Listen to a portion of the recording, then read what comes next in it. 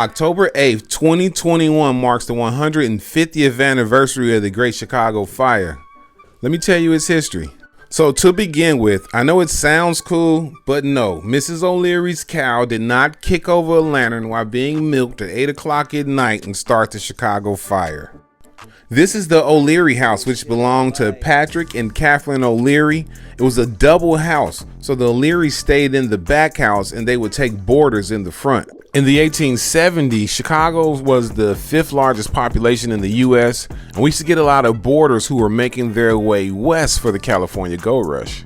Chicago had plenty of jobs though, like the stockyards and the railroads, so a lot of those boarders would stay. The boarders in the O'Leary's house was welcoming a cousin who had newly arrived in Chicago, so they threw him a party.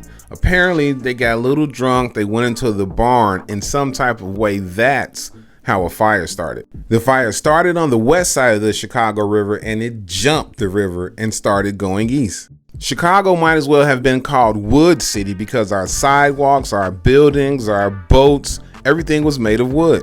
A lot of Chicago burned, but not the entire city. Much of the south side and the west side was intact. The fire went all the way north to Fullerton Avenue, where it stopped right about Lincoln Park. The fire lasted 2 days when finally rain and a changing wind put it out. When it was over, 300 people lost their lives and over 100,000 were homeless.